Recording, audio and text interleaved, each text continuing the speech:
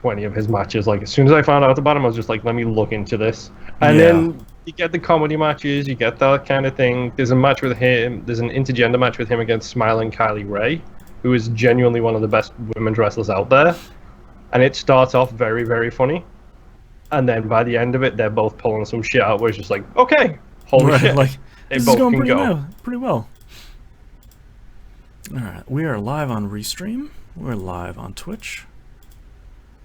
We are live on YouTube-ish. And Mixer is still having problems. I don't think we're going to be live on Mixer. Wait, how am I going to hang out with my mixed screens? It'll be quiet for the mixed screens this week, I think. That's not allowed, Boston. It'll be quiet for the mixed now we're on Mixer. Callers on any radio. I just need to figure out how to find it. There it is.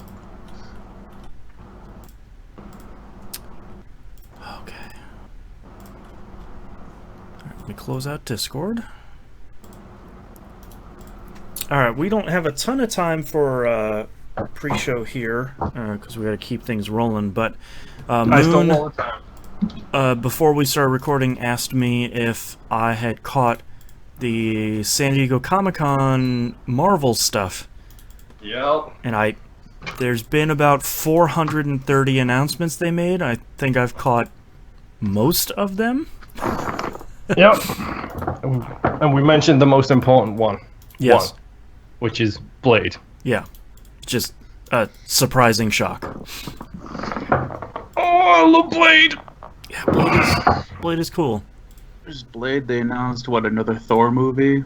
Yeah, Thor. We all knew about the new Guardians. There's new Ant-Man in the works, which we all knew about. Hawkeye. There is Hawkeye. Black Widow's getting a movie, not a TV show. Did not know that. I thought that was going to be a TV show. Yep. The Eternals. The Eternals movie, which, okay, sure. Yeah. What If TV show? I think that's animated. 100% in. Yeah, that'll be fun. Yeah. Just some really good announcements. But dude, they announced Blade. Blade is part of the MCU again. Yeah. This is great. And I just want to keep running around and saying some motherfucker's always trying to ice skate uphill. Because that's one of the best lines in movie history, period. What else we have? Falcon and the Winter Soldier. Mm-hmm.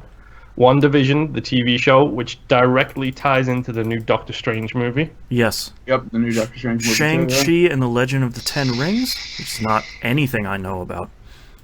Martial arts, very much similar to Iron Fist, except actually a Chinese guy, not a white guy.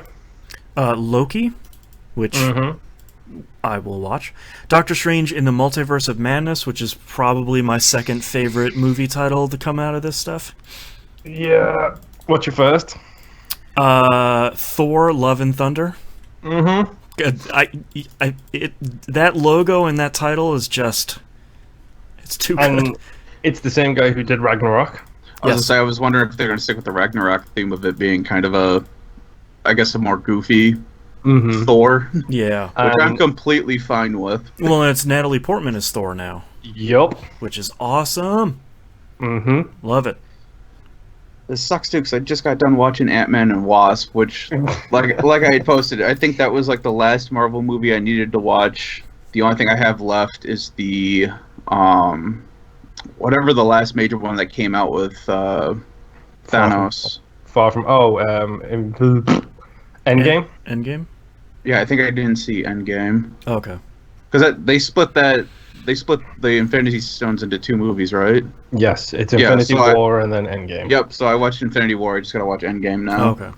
Endgame's a hell of a movie. And then you're almost caught hell up. of a movie. Yeah, until next year, apparently. Yeah. or whenever. Because most of that stuff is coming out in 2020. 2021. It's like the next 2.5 years, basically, of movies. Well, and then they got unrelated Marvel news. New Star Trek movie coming out next year.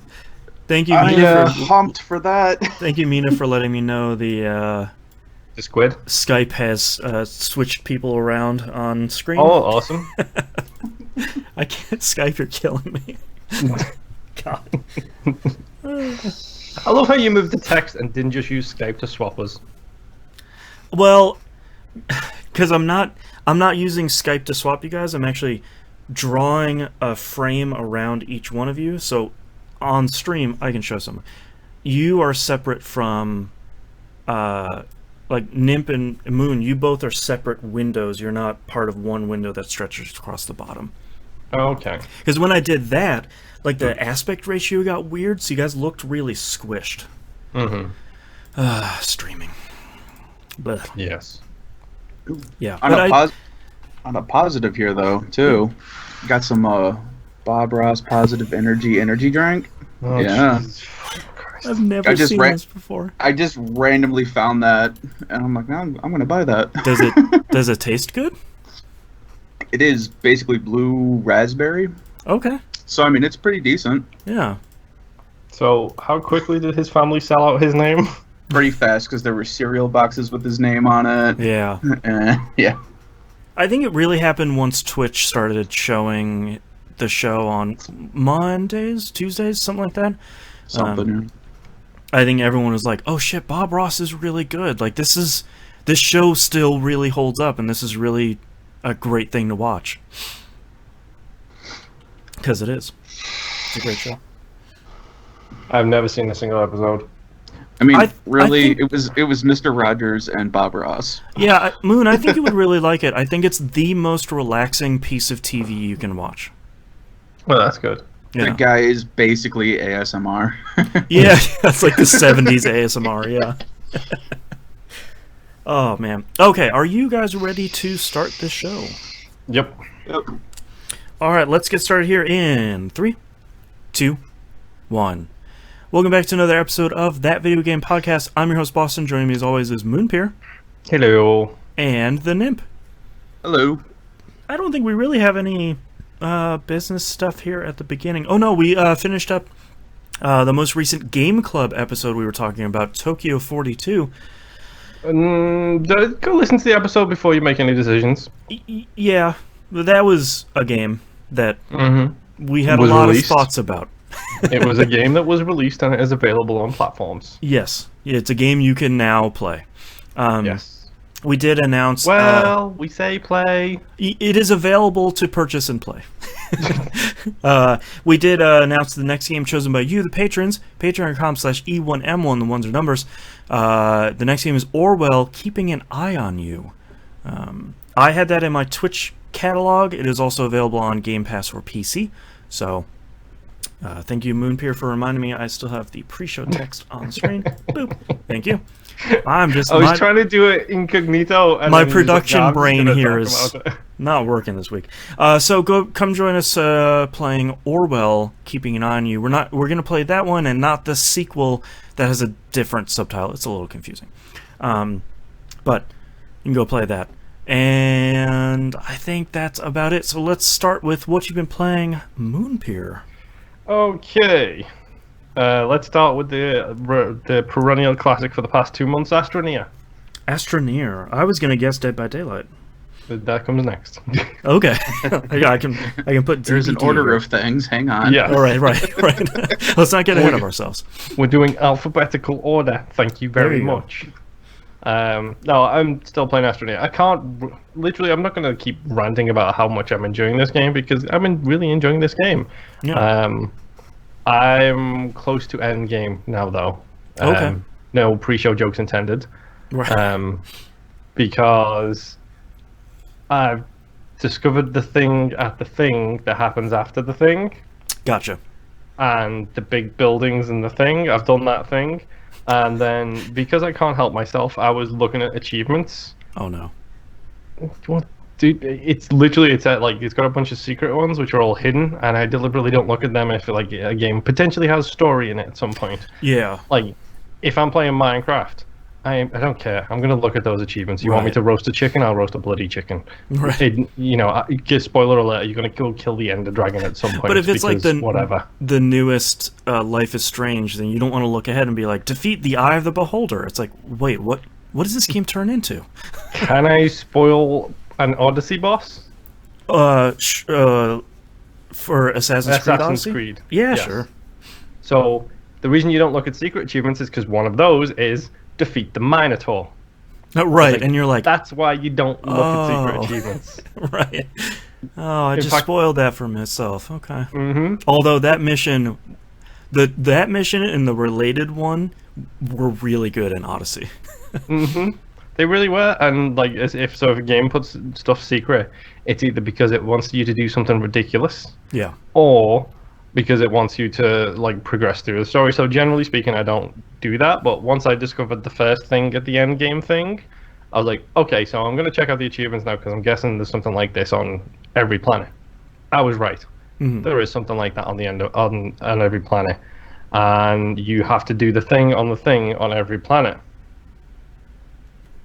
Problem is, there's two ways of doing it. You can do it nice and easy, which is activate. Each planet has 1, 2, 3, 4, 5, 6 things to do. 7 things technically. You can do thing 1 and then thing 2, and then you're done. There is an achievement for doing all 6 things and then the second thing. Okay. So I was like, okay, so I'm just gonna have to go and get all 6 things on every single planet. Okay, Yeah. that's fine. So I'm in the process of doing that because I may or may not have planned out and optimized my route to do so as quickly as possible. Aha. Which is also at the same time still stupidly fun because I'm just driving a monster truck with giant drills on it around every single planet that Yeah. I'm on. That's the So, stuff. It's like Total Recall. It's like that. Like you're driving through and then all of a sudden a giant drilling machine comes past. That's exactly what I'm doing, except I'm doing it to every planet. Right. And global warming be damned. Right. I'm making this planet a Swiss cheese. Yes, exactly. And the home planet, the base planet that you start on, essentially looks like Swiss cheese now. Okay. Because it's just got giant holes through the mountains. It's just like whatever. I'm lost and I need to find my base. I'm going to tunnel through this mountain and see if I'm on Right. the other side. I don't need to worry about the citizens of Tutorialtopia. Exactly. And I'll be honest, like when I was playing it with Rob, that was one of the reasons I found out how to get back home, was because I was just driving across the middle of this plain. I was like, looks like a giant hole in the side of that mountain that's about the size of my vehicle. Is that where I previously got lost? And I drove towards it. It was a hole that I had driven through with my vehicle, and then when I drove through it again, there was my base on the other side. So it has helped me in my There you go. So really you're bad making your geography. own landmarks. Exactly. I may or may not have built a giant pillar into the sky and then put a beacon on the top of it just to make my life a little bit easier now. See, that's smart thinking. Yeah, it's a shame it took me so long to do it though. Yeah, that's one of those things where it's like, how can I wish there was a way to make this easy. It's like, oh, I should have figured that out a while ago. Yeah, because it gives you beacons where your spaceship is or your shelter is on every planet, but you can they don't go that high. So I literally just went to the top of the mountain and put a big thing on the top of the mountain, flattened it out at the top, and placed a manual beacon there that's bright green that indicates this is where my home base is on every single planet. Yo, dummy, you live over here. It's like, okay, Yes. gotcha. It's very helpful now. But yes, Astroneer. Nimp, have you played it yet? Have you figured out how to play it yet? I had started it, and my daughter was interested, and then she kind of took over the controller, and I don't know what she's done. So probably gonna have to restart it. Yeah.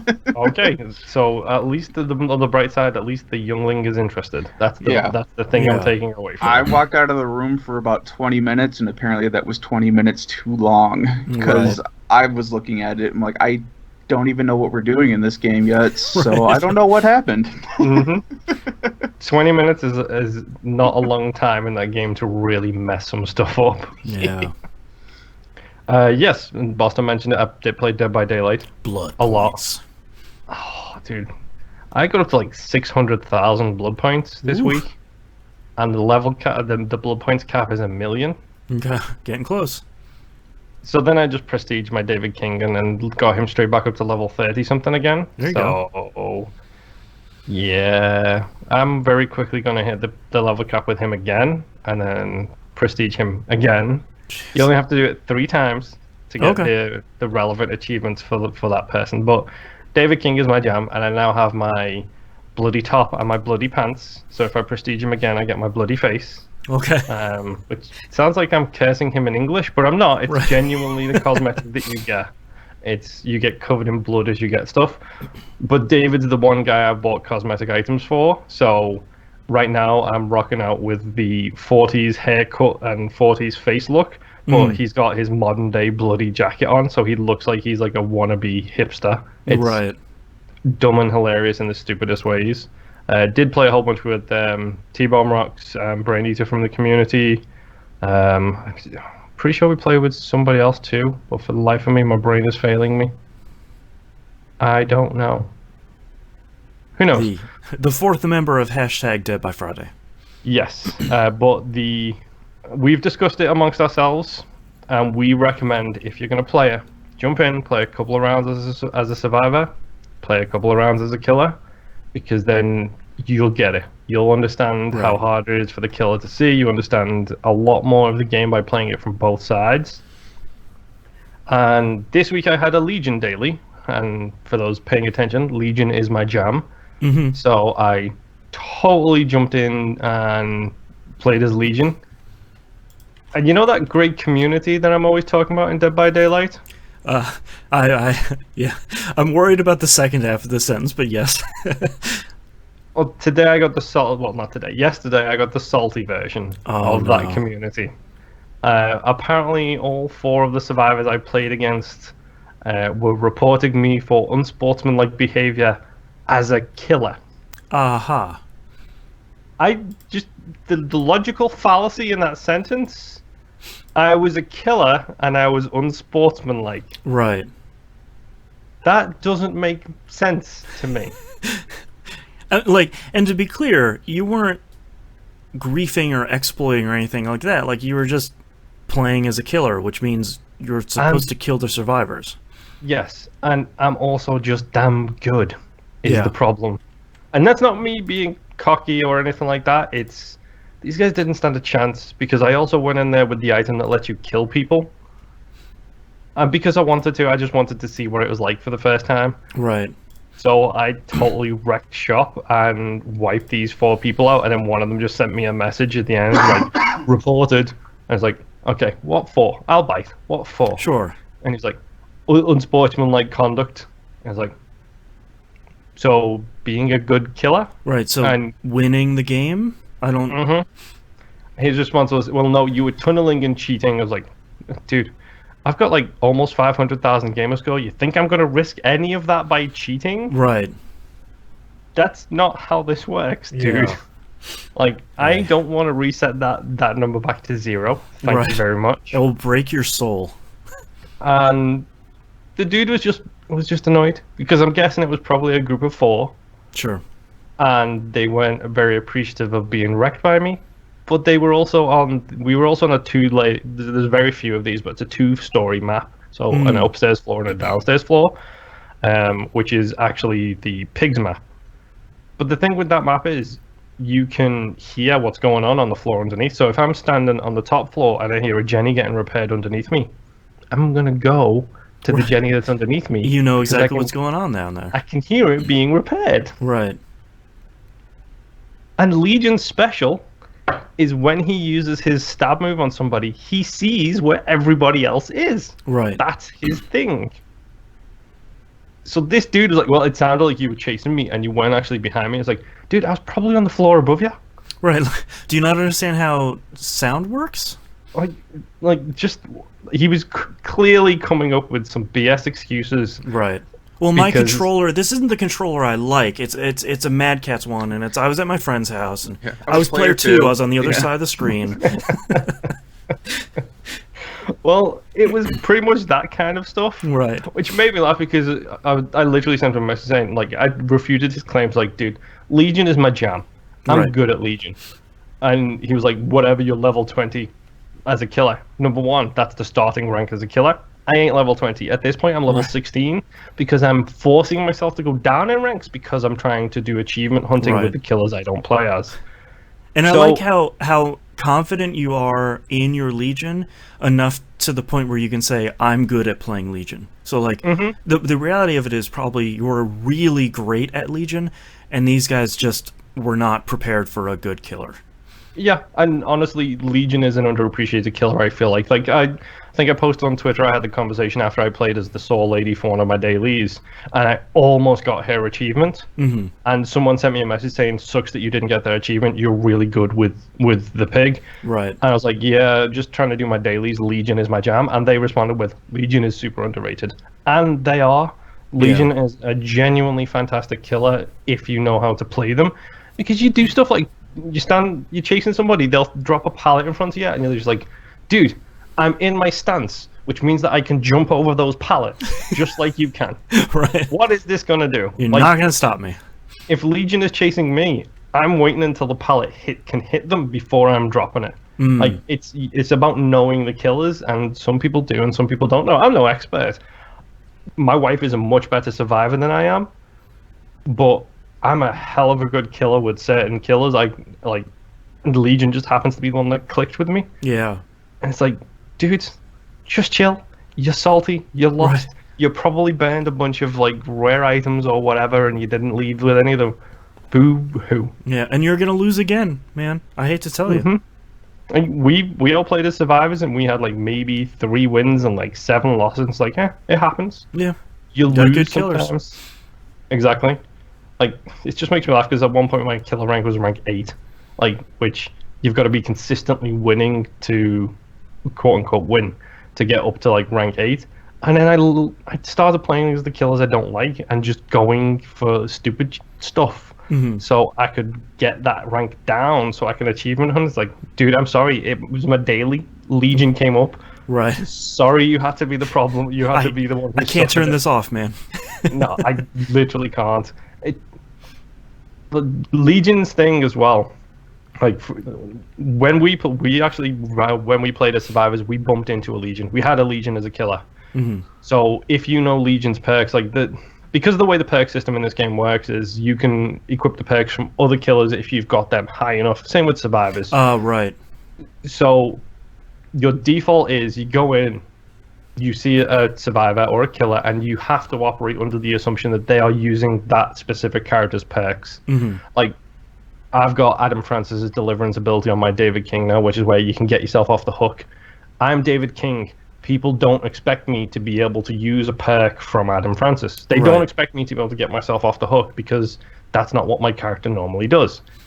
That's great for me because it means the killer's not going to suspect it. It makes you a better survivor because you're doing the unexpected stuff. If you're a survivor and you're going against a killer, can you see what perks the killer has before the match? Okay, cool. So it's very much an unknown. All of the perks are hidden, and it used to be at the end, as soon as one person was killed, it shows like the match lobby screen, and it shows everybody's perks, including the killers. Okay. Now it actually like hides the killer's perks until the match is over, and then you can see the killer's Smart. perks. Because you get people who would be in lobbies together, and like if I died, I could then shout out to Rob or something. I'd be like, okay, he's got Nurse's Calling, so don't heal yourself because they'll see you. Like you could do that. But when we went against Legion, we know, okay, you don't hide in closets because the second you get out of the closet, Legion can see you. You don't drop a pallet unless you are 100% sure they're going to get hit by it. And no matter what you do not have 2 people working on a generator at the same time. Because like, it's one of those things, 1 person working on the Jenny repairs it, 2 does it faster, 3 does it faster still. Sure. Legion has the perk where if 2 people or more are working on a Jenny, it highlights it in bright yellow and says to Legion, there are 2 people working on this They're Jenny. over here. So what you do is, if you're against the Legion, you instinctually know, don't work on the Jenny 2 at once. It's not going to work. Because Legion can come and find you. These people don't know that stuff. So like, I did his special ability to somebody, which lets me see where everybody else is. And one of the idiots goes and hides in a closet. There's a big red pulsating symbol on my screen saying, this is where the guy is. The dummy's in this closet. And he's in the closet, and it's just like, oh, okay. Right. I'm just going to deactivate this mode, open the closet, and put him on a hook. Sorry about that, friend. Yeah. Ta-da. It happens. Like, it's just all about knowing that kind of stuff, and it's like, okay, so you lost. You deal with it. You move on. You should have learned something, which I think is the most important part about what makes games like Dead by Daylight is great. It's like, okay, cool. So he has the skill that I didn't know about with closets. All right, I need to put... We talked about the flow chart in Binding of Isaac a lot, where it's like, all right, if I pick up this item with this character, it'll do this, but if I have this other thing, it'll do this other thing, and it's like, now you know, all right, if I'm playing against Legion, I shouldn't go in closets, I shouldn't repair generators with more than one person. Like, you start building up this knowledge instead of being a baby that you lost. Yeah, Yes. like instead of crying, you should be like, okay, all right, I did a bunch of dumb stuff that I may or may not have known about. Now I know better. That's honestly is one of the reasons why I suggest go play as a killer for a couple of rounds. Just get a feel for them. Yeah. Like, obviously, not everybody has bought every single killer like this household has, where we have literally everybody. But it's one of those things where it's like you go in, you learn what by playing as the killers and doing those killer dailies, especially, you learn what they are and you learn how to better avoid them.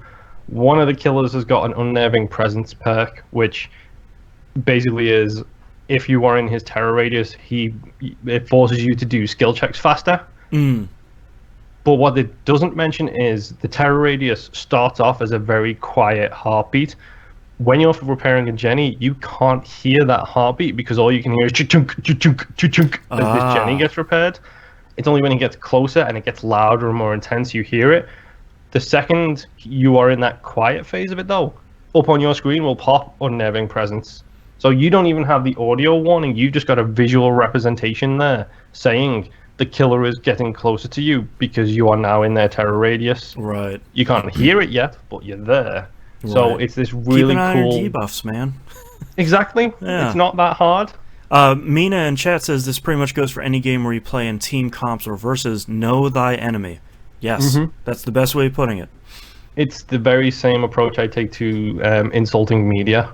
It's like, okay, I haven't seen the Twilight movies. Sorry, I've seen one of the Twilight movies, so I cannot insult the Twilight movies. Right. I have, however, read every single one of the Twilight books, so if you want me to rip them to shreds, I can and I will. My summit is at 3 o'clock. You can buy tickets for that. Thank you for coming to my Colin chat, and this is why Twilight is so bad. Right. For the next 4 hours, I will. Oh. But yes, anyway, Dead by Daylight, come play with us. Hit me up on Xbox at Moonpia. Just send me a message or whatever. Yes, Dead by Friday, definitely. It seems to be becoming a weekly thing now, so it's always good to jump in and play, and it's just dumb fun, and I really appreciate it for it. And my final game this week, because my mental state has not been great. Didn't mean for that to rhyme. I needed a blue sky game. I needed a green grass game. Yeah. So I started playing Snake Pass. Yeah. That is a blue sky game. Maybe not the most relaxing game, but it definitely is blue sky. Honestly, this has clicked with me a Nice. lot. Have you guys, either of you, played Snake Pass? Yes. Nope. I played it for about 15 minutes and said, I really like this. It is clicking with me. I don't know if I can take the frustration right now. So, basic breakdown of Snake Pass, especially for you, Nimb. It's essentially a puzzle platformer that doesn't have platforming in it. Yeah, you can't jump. You can't jump. You can just slither. You slither. Yeah. Okay. You are literally a snake. And it's like they just dump you in this jungle gym and like, here you go. Here is the level. You control the snake's head largely, and figure it out. Don't let what I'm about to say put you off. It has tank controls. Yeah, which is technically, to say, yeah, that's true. You hold the trigger to accelerate, right, and then you move left and right, and so on and so forth. But the whole thing with this game is that it's small little touches I'll get to in a little bit. But the whole thing with it is let's say you have to collect these 3 things to open the gate at the end of the level to go through that gate. Dead simple. The way you get those 3 things is this thing is on this one of these shapes is on top of like a little like tiered structure. You can't get up to that naturally because your snake isn't that big. So instead, it's a bunch of like bamboo like scaffolding, like from Rush Hour or Rush Hour 2 specifically, right, like around the edges of it. And as the snake, you have to wrap your way around the bamboo and then across the bamboo and then up the bamboo. Yeah, and use like twist your way through it to make sure that you have a don't grip fall. on something to sort of build on top of that. So it's got like this acceleration and grip mechanic where like you grip onto something to give yourself the stability to wrap around again, then accelerate a little bit further. Yep. And then essentially you'll work your way up that way. And there's like instead of being jump is raise your snake head. So like you literally hold A and he just raises his head up. Yep. So that's how you go up and around. And it's just this really, it's confusing at first, but then it becomes this really intuitive control scheme where you're just like wrapping yourself around these things to make your way up. And then there's like stupid puzzles where it's like, okay, there's like this collectible is on the edge over here, so to collect it you have to, it's over an abyss, so you have to wrap yourself as tightly as you can around this bamboo and then just stick your nose out to grab like, this thing reach and out. then retract your head back to so you don't fall off the edge. And it's got all, maybe not as stylish, but all of the style and the color palette of a Viva Pinata, Yeah. where it's just bright and colorful. Like, Very happy game. yes, your tutorial bird is a hummingbird called Yep. Doodle. Yep. Your snake is a bright orange and black snake called Noodle, Yep. which is okay. Sure, Really good. why not? I think the crazy thing about Snake Pass was like you said, for the first 5 or 10 minutes, it is incomprehensible. And it's just one of those things where it's like, how do I even play this? And then like a minute later, it clicks, and you're like, oh, I just need to get my snake up this. And you're just wrapping and coiling on yourself, sort of piling yourself to get somewhere. Like, after the first 5 or 10 minutes, you're like, oh, okay, cool. Like, I can control the snake. That's fine. It's cool. Yeah, I got it. It's like muscle memory, except it's not like muscle memory for like a fighting game where you need to play it for 5,000 hours to remember what frames. It's just like you get used to the motions that your hands make to just loop yourself around this piece of bamboo so you can climb higher. Yep. And you just start seeing it in a different way. It's super duper charming, super fun. The music's pretty chill. Yeah. Like, in general, the game seems pretty cool so far. I have seen one of the levels coming up, which makes me think there are going to be levels in this game that I'm going to absolutely despise. Right. Because from what I can tell, it looks like you go through the elements: earth, fire, water, and air. All seem to be the level palettes. Oh, okay. And air means a whole bunch of rotating platforms above cliffs. Oh, no. Which means the end of this game might not be as good as the beginning. Yeah. But I'm still going to give it a shot, because right now it's just something really cool to just like to literally slither around in, and it's full of snake puns. Yes. Yeah. So full of snake puns, it's hilarious. Like when you complete a level, it gives you some stupid thing like excellent with about 4 S's in it. Yes. Like, it's just like, okay, sure. And my favorite little touch is if you just accelerate in a straight line, you go slow. It Yes. slows you down to a crawl. To go fast, you have to actually slither, and you build up speed. Yep. It's so dumb. Snake Pass is really good. Is that on Game Pass? It is on Game Pass. Yep. This show not sponsored by Game Pass, but you should go sign up anyway. Yeah, exactly. But yes, that's all I've been playing. All right, Nimp, what about you? All right. Clear my throat here for a second. So, was playing Tokyo Xanadu. Excuse me, jeez. It's all that Bob Ross hair in your mouth. I guess. So, I'm on the final chapter now. Have all my party members, and I am saving the world with friendship. That's right. That's the Yes. best kind of JRPG. I'm going to save the world with Yeah. friendship. And I don't know if it's just because of my age or what, but it's like, God, why is everything about friendship? Right. I already have enough friends, man. But the combat's gotten a little trickier. They've started throwing multiple elements at you at once in a dungeon, and you can still only have 3 characters. And you can swap out their alignments now. Your main character can have any alignment, but the other characters can only have another alignment that's basically the opposite of their original alignment. Oh, okay. So it's made combat interesting but difficult at the same time, because you'll have like all these elements that you don't have characters for because you can only bring 3 in, and each character can only have 1 element in a dungeon unless you go back to the save point and swap everything out. Right. So it's made it a little bit more difficult, and then they started throwing different kinds of barriers at you with the enemies. So certain enemies, your physical attacks will either do 0 damage or they'll do minimum damage. Or your range attacks, same thing. It'll either do 0 or minimum. And then there's, from the second to the last chapter, this massive difficulty spike that I don't know why JRPGs do this for the most part. Time. Yeah, like everything was running fine, and all of a sudden it's like I don't even know what's going on anymore. I don't know why my characters aren't working. It's not like I'm min-maxing this game or anything, but it's the worst after 60 hours when it's like, here's the new tutorial. And it's like, oh no. Yeah, exactly. So it's fine. I'm on the last area now. I have to recollect everybody because it's one of those where it's like, oh yeah, final dungeon, and everyone's separated now. Oh boy. So I got to go figure out what's going on with all that stuff. Yeah. It's still fun. It was just the difficulty spike that they throw at you. I'm not exaggerating. I went from being able to walk through a dungeon no problem to I have to completely change the way that I'm going about going through a dungeon. Right. Or I'm having to plan a lot more. I've maxed out pretty much all the items I can bring with me because you're constantly healing and you're getting dealt like a ton of damage from in-dungeon elements. Like the last one I did, they had blood all over the floor. If you touched the blood, you started taking damage and your characters would start to bleed, which was basically a poison effect. Yikes. So, and you could still, I was still able to swap my characters into the support role, which would heal them and eventually heal them with a status effect. Meanwhile, though, my other 2 characters are taking a beating because all the monsters are all of a sudden so much harder than they were before. Right.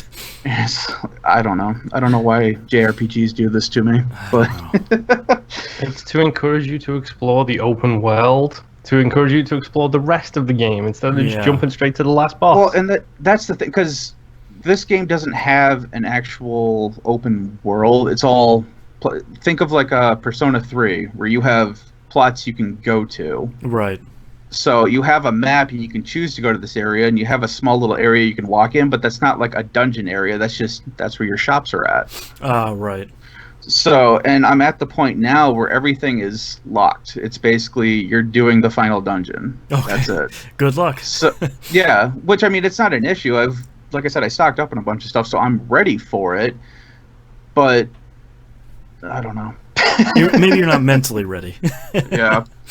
Well, the thing that was kind of annoying me with the game is every time you go to progress the story, you get like 15 reminders. Maybe not 15, but 2 or 3 reminders saying, hey, this is going to advance the story. I'm like, yeah, that's why I'm here. I literally can't do anything else. Advancing the story is the last thing for me to do. I'm still good. Like, let's keep this train rolling. Yeah. It's like, are you sure you want to put the key in here? I'm like, yeah, just do it already. Yes. That's why I interacted with this thing. Come on. But yeah, I'm still enjoying it. I'll have it beat, but the story's getting kind of weird. Oh, Cat on stream. Yeah, he just woke up. I think he wants to go out. Next game I was playing was East 8. Oh, yeah. Finally got Dana, which has introduced a lot of story time plot elements. Because there was a lot of back and forth between what Adel was doing and what Dana was doing, but now all of a sudden you have Dana in your party thousands of years after she should exist. So you're trying to figure out why she's here, how she got here. How is this happening? Yeah, meanwhile, she doesn't have her memories past the last time that you interacted with her story-wise. So she remembers everything that happened before that, but she can't remember what has led up to her being in the situation she's in now. Gotcha. So you're slowly starting to figure that out, and it's made for an interesting time issue in the game. That sounds cool. Where you need something to happen. You still have to use the old method of having it happen. Like, you're still going back to Dana in the past to have her do something for you so that you can continue on with what you're doing. And then once you've completed that, she remembers that she did this for you, and in the current timeline. So it's kind of this weird thing where it's like I want to know more about what's happening with her. Yeah, that sounds cool. Yeah, it also helps that she is a really good character, kind of OP in a little bit. Yeah, that's the stuff. So that helps out.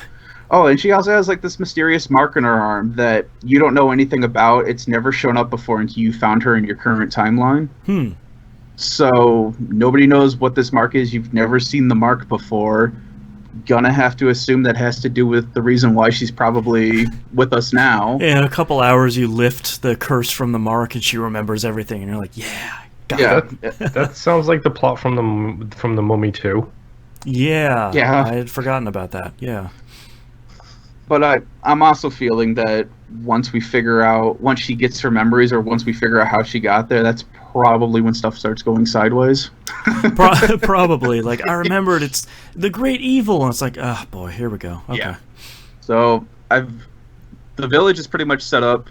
I'm missing, I think, 2 villagers on the island, maybe 3. We're already at the point where we're building a ship. You know, they're trying to get plans going so that we can finally leave the island, because that was the original objective for the game when you started out, was just getting off this island that you didn't want to be on to begin with because it was a cursed island. A plane crashed. Everyone lost their memories. Yeah. It's a smoke monster. Yeah. You know. So that's coming along. So I think I've got 1 or 2 more chapters left in that game, and that'll be done. So it feels like it's starting to do the ramp up process of getting everything tied off and letting you know, hey, this is what's happening. Right. So yeah, I really love that game. I love the Yeast series. Yeah. Valkyria Chronicles 4. I've been playing that off and on since it came out, because I am the guy that takes forever in battles. That I'm afflicted with that curse too, where it's like they're gonna move 2 squares and we're gonna chill here, and then rinse and repeat for like 2 hours. Yeah, the last map I completed was a mountain one where everyone's retreating in your squad, and you're supposed to meet up with people across the mountain. You've got enemies in front of you, you got enemies behind you. Oh. So every round, enemies show up behind you. Oh. So they've got the path splits into 2 different paths. I've got 2 tanks. So I've got those going to the left path, and I've got soldiers on the right path that are covering for the tanks, because I'm at the point where you've got anti-tank, turrets and stuff like that that are up. So I've got my Grenader, my Sniper, a bunch of other guys over on the other side, taking them out as the tanks push forward, taking out other tanks and stuff like that. And then I think I accidentally broke the game. Okay. Because at the start, your entry point is where the enemy starts to come at you. Every turn, they'll plop down 2 enemies and they'll come at you. Well, knowing that, I had everybody advance, and I left 2 shock troops in the back facing that direction. One was covered by, one was off to the side so they couldn't see them, and the other one was behind a sandbarge. And basically what happens is whenever an enemy runs across your people's line of sight, your people will take shots at them. Right. So basically every time these guys would show up and they would run forward, my 2 shock troops would basically take them out. Oh, okay. Kind of like Overwatch mode in XCOM? Yes, Yep. very similar, yeah. So then I threw a scout next to him, because my scout can see further and they can shoot further than the stormtroopers, shock troops, whatever they want to call them. So that kind of added it more, where anytime they would put something there, my scout would start shooting, they would come forward a little bit more, and my 2 other troops would just lay into them with their SMGs, and they would be gone. Right. And then the game stopped giving me enemies. Like, it sat there and thought about it for like a long time. Like, I thought I broke the game. Right. And then it skipped a turn, and I didn't have any enemies there anymore. The game just returned. It's like, you got them all, man. Like, I'm out. So once I progressed to a certain point, they start coming to a different area, which I assume was scripted. So I had to move my forces that were in the back, the rear guard, up to middle guard. Right. And then I had to move a tank back to cover my front guard, because the whole point is you're supposed to get at least 3 people within 20 turns up to a certain point at the very top of the map for you to have victory. So I've got 4 different units going at once doing their own thing. and it took me about an hour and a half to beat the map. Nice. And then I looked up a video on this map, and people are beating it in like 30 minutes. I was like, I beat it in 3 turns. I was like, oh no. Yeah. So I felt really good because I did play a lot of the original Valkyria Chronicles. Yeah, and that game was great. that game stomps you hard your first time through if you just rush everything. Yep. So that's where I've kind of learned to not necessarily turtle up, but basically have my best defense forward. Yeah. And be able to react quickly, because they love, especially in the first game, throwing ambushes at you where Oh my god, yeah. you feel like you've won a fight, you felt like you know it was down to your last bullet, and then all of a sudden enemy reinforcements show up in the middle of the map and your party's separated. Yep. So then you're trying to fend that off. So this game has not caught me off guard yet. Nice. And it will not catch me off guard. You learned from the first one. That's not going to happen again. Yes. But I love these games. It's just, it takes me way too long to play them. Yeah. But it seemed for me, but I sort of found that fun where it's like, I'm prepared for anything that's going to come at me. Like, oh no, enemy ambush, cool. There's like 6, I have like 6 units there ready to sort of blast them away. It's like, all right, I was prepared, and I felt that went pretty well. Well, and I use my tanks basically using World War II strategies of they're my shields. Yeah. They go forward, my group follows them, they take the heavy load, my group pops out, takes out, the shrimps that the tanks can't get. Right. That's caused issues before where I've accidentally ran over my own people because I didn't thoroughly think things through and I had to turn a tank around. So. Right. But yeah, no one's died yet. If I remember, I think this game has permadeath in it for the side characters, not the main characters, but the individual characters that you pick up. I think they permanently die in this game. Probably, yeah. And I've not had that happen in any of the Valkyria games. Nice. Because so that's really great for me because I like reading their stories too. Yeah. So yeah, I'm gonna keep going with that. I think I'm about halfway through the game. I think it's got like 18 chapters or something like that, and I think I'm on chapter 8. Okay. Yeah, they're all surprisingly long. Yeah, it's gonna be a while, but I really love the game, and I like the way it's going. I like the new classes that they threw in there. The fact that you can have 2 tanks now. There's what we basically call an APC, which is basically like a drop unit, where it's not a main tank, it's a smaller tank, but you put people in there. Right. And that tank can travel further than your people can, and you can just drop them off wherever. I ended up having, because I bought the game day one, I ended up getting the code so that I could play the map that gave me the Valkyria 1 squad. Oh, cool. So I have the tank from Valkyria 1. Oh, I have the tank for this one, so I now have 2 tanks, and it's great. That's cool. Can't have too many tanks. Yeah, that's right.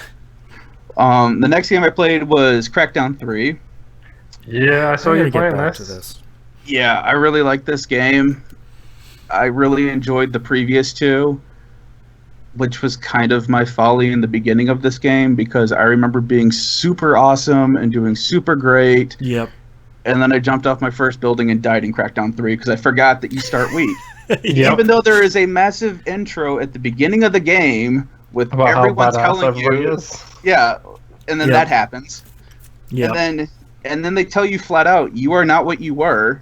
Yep. That went in through one ear, out the other. Jumped off a building at my own peril, and I suffered for it. Yep. So all you heard from the beginning was quack quack mother effer. Yes. Let's jump off buildings. Agility orbs, and it's like, oh wait, this is okay. I'm not very good at the beginning of this. Yeah. When you get to the high end stuff, you feel the difference. Yeah. Well, I was gonna say, so I've played the game for 6 hours now, and my agility is almost maxed out already. Yep. Yeah. I have not done a whole lot of the story. Well, after 6 hours, you're about done with it anyway. I was gonna say, it's basically I find an agility orb and I get it. Yeah. or I find another orb and I get it. Yeah. And Find one of I've those made my hidden way- orbs and you get everything. Yeah, everything that I've done in this game, story-wise, is because there was an orb I wanted to get to. There was something in my way for getting that orb. I blew that something up, and I got my orb. That's Crackdown 3. Yeah. Yeah. Yeah. So I've gotten most of the train stations done. I think I have one more left to do. So I've got Right. that train cannon, the tram cannon thing that's I following me forgot around. about that. Yeah. Yep. Which that confused me because I didn't know that it would. One, I didn't know it was mine, Yeah. and two, I didn't know it would follow me around. Yeah. So this game already has enough issues with aiming. I don't know if it's the style that I have it picked on. I haven't messed with it, No, it's just Crackdown. but it has a real issue with there'll be somebody right in front of me shooting me. I'll hold down the left trigger to have it auto lock onto them, and it's on some pedestrian 2 miles 3 blocks away. Yeah. Yep. And then I'm sitting there trying to get it so I can shoot them, and Yep. it does not want to work. And then I don't know if it's the camera's really tight on the character, but I can see things getting shot at me off screen. I turn around to figure out where it's at, and I don't see anybody. I can see Yep. them on my radar, can't find them. Yep. And that's when I noticed the tram thing was actually the thing that was shooting around me, covering my butt, which I thought was one of the other tram things that I had to fight earlier. So I was trying to shoot it, and then I realized it was blue, and it was on my side. Right. So, so that worked out. But You're the game very is, much having the typical Crackdown 3 experience. yeah, nothing's really explained, but that's fine. Yeah. Yeah. That's fine. I have agility orbs. Yeah, the first Yeah, time, exactly. I think no matter what Crackdown game you're in, the first time you collect enough agility orbs to level it up, and it just does that big explosion thing, and you're just like, wait, what just happened? All right, now I can And double you can jump? going blind, and as soon as that happens, like, get the orbs. 100%. Yeah, and get the all orbs. of them. Yeah, because now I can jump, 3 stories now. I've got the jetpack. I can do double dash now in the air. Yeah. I think the last thing I unlock is the triple jump. Yeah. Um, God, What that's is just just- good. yeah, just all the random dumb crap that I'm doing in the game. The gun that I run around with is the beam gun that I picked up at the beginning of the game I loved that one, yeah. and have not put it down because it does what I need it to do. It does a lot of damage. Mm-hmm. Yeah, I stole guns. Like, if you get your wanted stars up enough, like really high power enemies show up at some point, and they've got like a laser SMG kind of assault rifle mix. Ooh. Oh, really? And I got that real early in the game, and then probably used that to wipe out a whole bunch of people. Yeah. Well, to say with the beam, I can just go across the screen with it. Everyone's on fire, so I don't have to worry about most of the people there. Yep. The grenades are kind of hit or miss, depending on what you're using. I found like this elemental grenade, which Yep.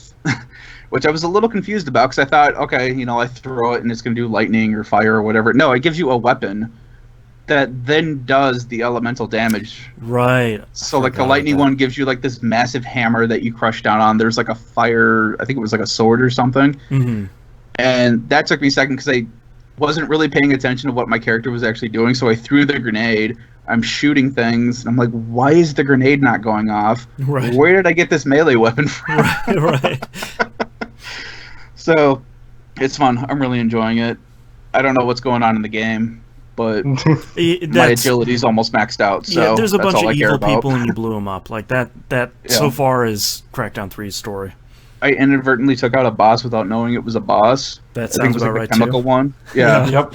Because all of a sudden it had flavor text of it being a boss, but it was just this mech that was slightly bigger than the other mechs, and I just assumed I'd got my wanted level up high because I Right. was doing a lot of dumb stuff.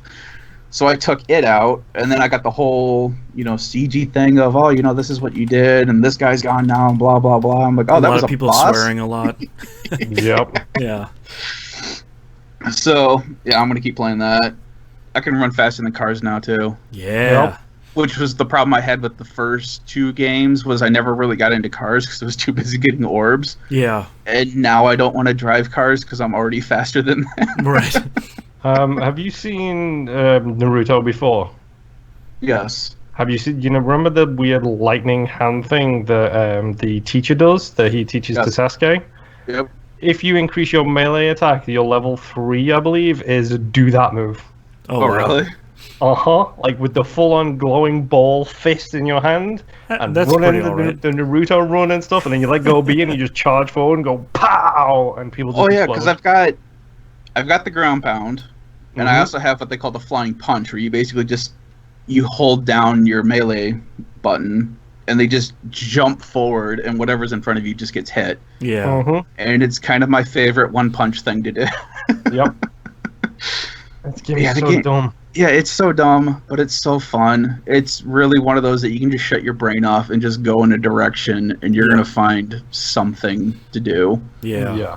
It And- does have street races as an open world game, which is a big no-no for me.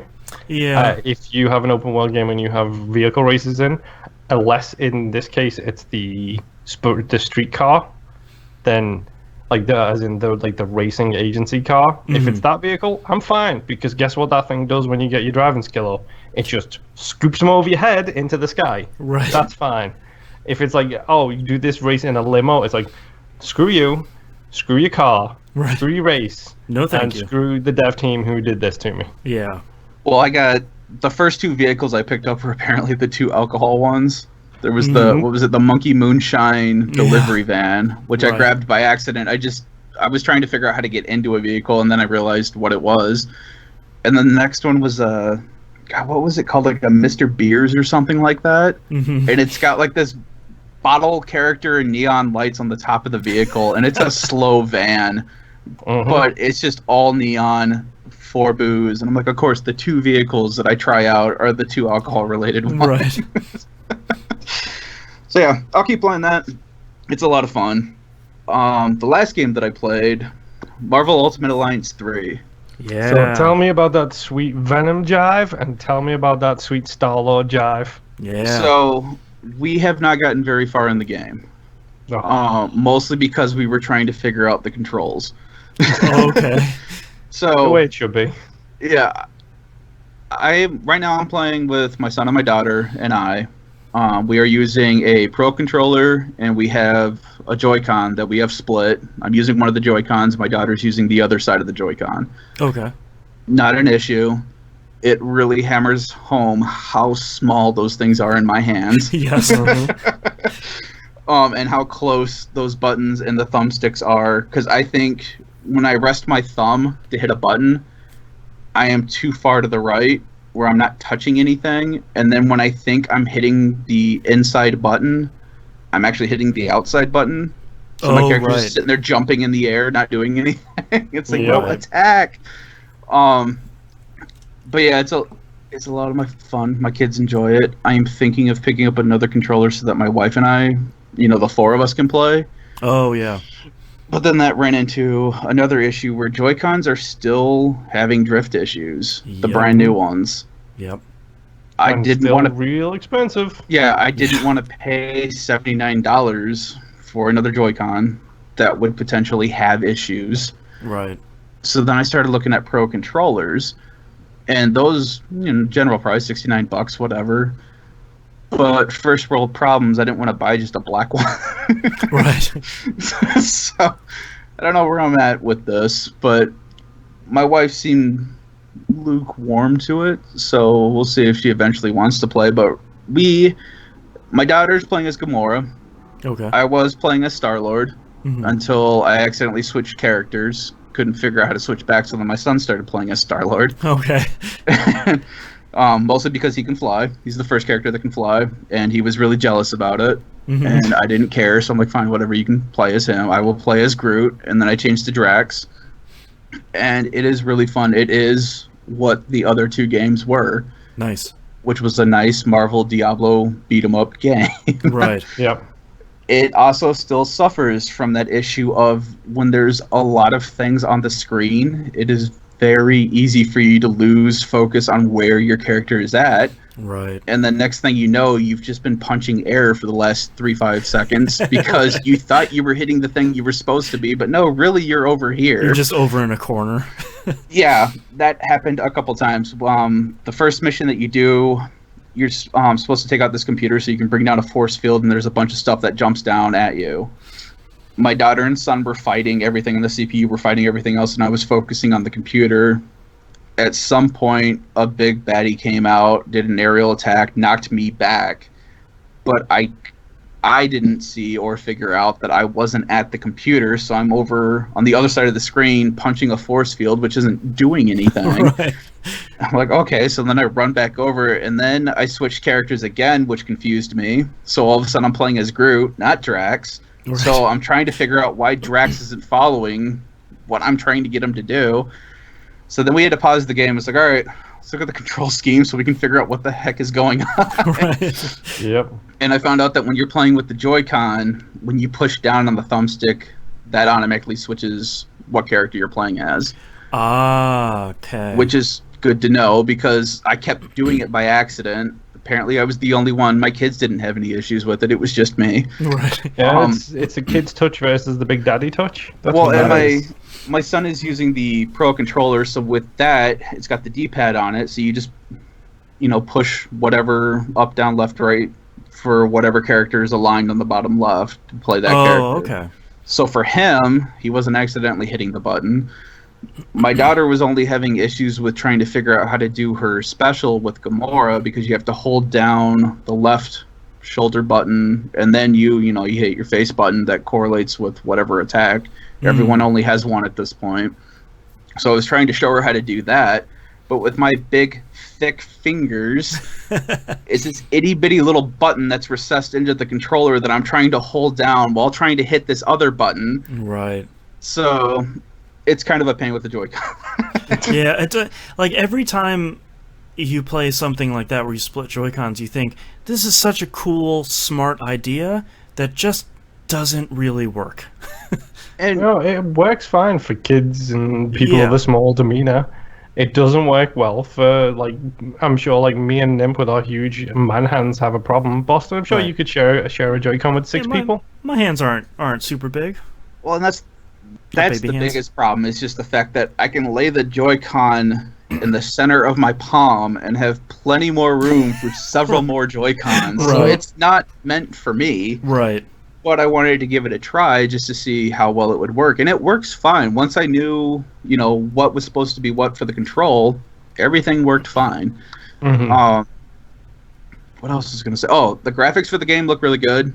Okay. It's The screenshots and clips I've seen make it look really solid art style. It's going to help it hold up a long time. yeah, it's more comic book style than realistic style, which is perfectly fine. It's it sort of what you want. Yeah, it works really well with the Switch. We have, like I said, we've only played for maybe 45 minutes. So we haven't run into any major issues. Even when we had a bunch of things happening on the screen at once, there wasn't any slowdown or chugging. This was all with it docked. I haven't played handheld yet or anything like that. The characters, Star-Lord is sitting there giving quips the entire time. Rocket is just being a sarcastic douche, which is why I love Rocket. Right. Yeah, they capture the characters really, really well so far. My son is excited to play as Deadpool because we can't pick anybody yet, because it's just, you do the Star-Lord or the Guardians of the Galaxy stuff first, and then I would assume it opens up to everything else. Yeah. Which apparently, I don't know if Deadpool is day one free DLC or if it's part of the expansion pass, because I bought the expansion pass too, so we could get all the extra stuff as that comes out. Right. But I do have Deadpool, I do have his chef costume, Nice. and my son is chomping at the bit to play as Deadpool right now. So I can't wait to play more of the game. We're probably going to play more of it tonight before I go into work. Yeah. And it seems like it's going to be fun. So I'll have more to talk about that next week, though. So Nice. it's on to you, Boston. I played. I got caught by the Void Bastards bug this week. Yeah, you did. And Rambling on for 6.5 hours on We Roguelike It today. Yeah, we had a lot of good conversations about Void Bastards on We Roguelike It. So if you're not playing it, it's on Game Pass on Xbox One and PC. You should probably really go play it. At least give it a shot. It's free. It's not gonna fit everyone's fancy, but roguelikes are still a pretty divisive subgenre. So, but this game's cool. I like part of part of what I'm enjoying with We Roguelike It now is because there's so many weapons that do so many different things in the game. We've been sharing a lot of like, oh, well, I use this weapon to do this thing. Oh, and I use this one to do this completely other thing that we didn't think was possible. And it's like, oh, okay. It's like grade schoolyard stuff where it's like, oh, I used this thing to do this. And I was like, oh, well, now I got to go home and try that. That's super cool. So, Yep. yeah, Void Bastards is really good. I played more Bloodstained Ritual of the Night. I'm at the final boss. And I really don't like the boss battles in the second half of this game. Basically, sort of starting with the vampire lady, I have not enjoyed any of them. Oh, just like Symphony of Night. Yeah, Symphony of the Night's second castle, most of those boss battles are just not good. I think, for me, the biggest frustration is... in Symphony of Night, when you get to the second castle, there's a huge difficulty spike there, where it's like, you get hit by one tiny enemy and like 3/4 of your health is gone. I feel like the difficulty curve for Bloodstained has been a lot smoother. Mm-hmm. But that's not really the case for bosses. And I find that really frustrating, and part of my frustration is, I'm fighting this boss, am I under-leveled? Do I not have the right weapon equipped? Do I not have the right shard set up? Like, I don't know. Like, there's no real feedback about, hey, this boss is level 50, you're level 35. Do the math. It's not going to work. There's no real indication about what I'm supposed to do. And I'm trying not to look up any walkthroughs or anything where it's like, hey, your recommended level is blah, blah, blah. Use this weapon setup. So, I don't know. I'll finish it, but I'm sort of petering out a little bit here in the second half, and it's really weird because everybody else I see playing this game really loves it, and the guy that loves Metroidvanias is really not. So, which is surprising. Shock of shocks. Yeah, difficulty spikes can be a real kick in the pants. Yeah, I was sort of expecting it. Like Moon said, Symphony of Night has some brutal difficulty spikes. I think combined with my frustration over the bosses, combined with the patch notes that just came out for the upcoming patch where they're going to be nerfing a bunch of shard skills, I'm getting really tired of, and this isn't, I don't blame them, I just have been getting tired of single player only games with overpowered like weapon or skill combos, that stuff getting nerfed. Borderlands 2 says hello. Right, like Borderlands 2, it's like, who cares? Like, Borderlands 2, I can understand a little bit because you can play multiplayer in that. There's nothing really like that in Bloodstained. It's just a Metroidvania, so like, who cares if the skill that has the paintings surround you and attack enemies, if that's super overpowered?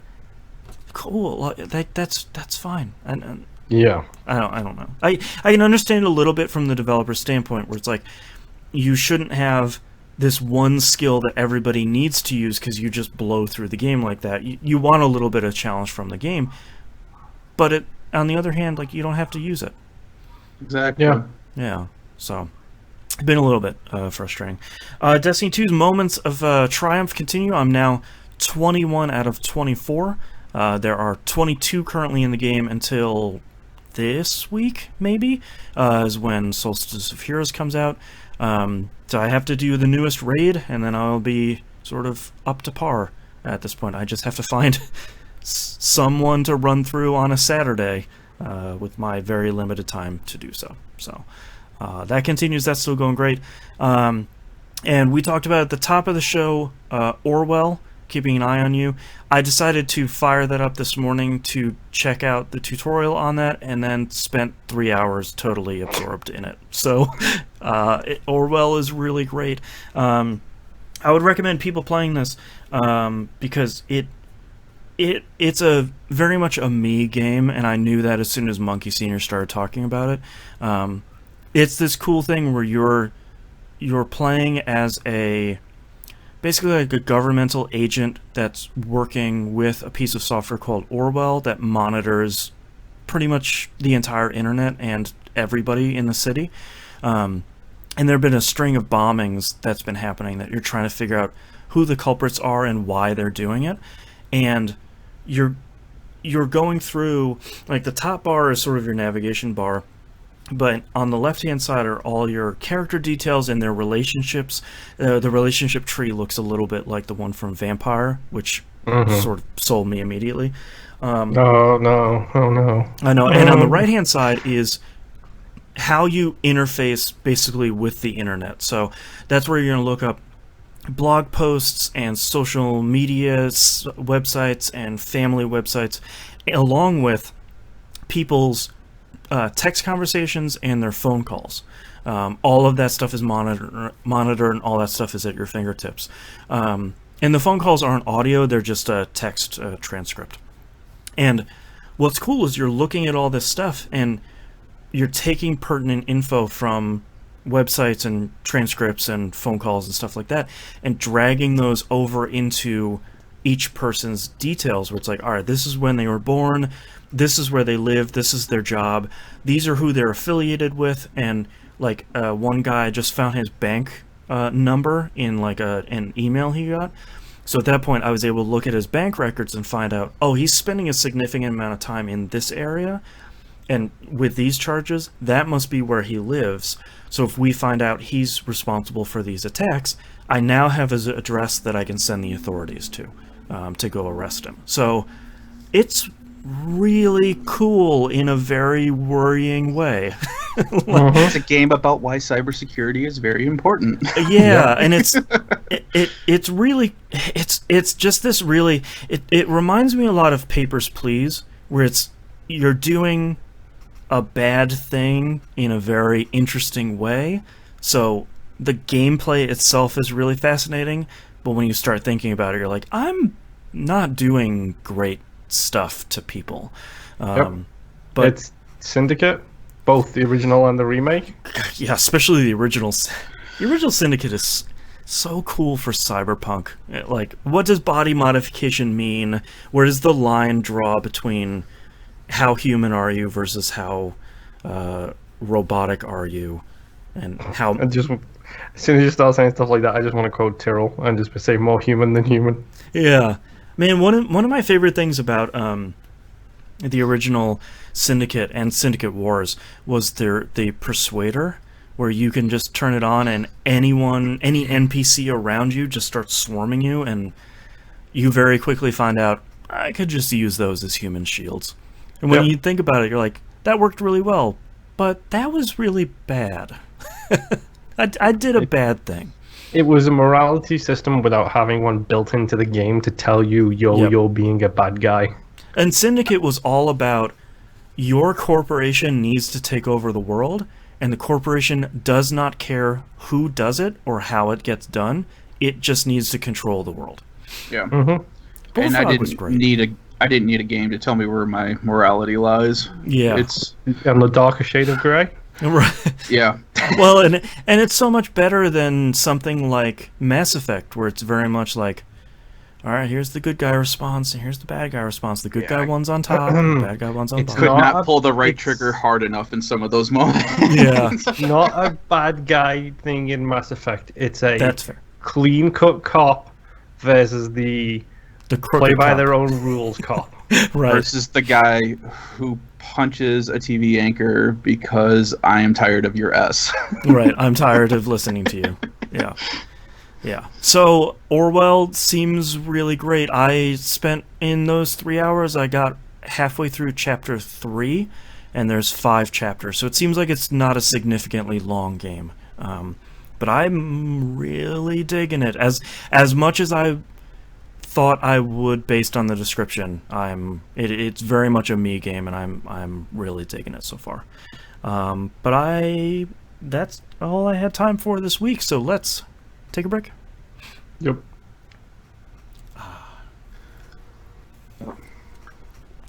Okay. Let's pull up news stories here. Hello, Dimebag315. Give you a a proper hello. Thanks for joining us again. It has been a while. We've got a bunch of news stories this week, but a lot of them are pretty short, so I'm going to keep most of them in here, even though I want to go do something else. Is that play Destiny? Because it's always play Destiny with you. No, I haven't been playing Destiny a lot lately.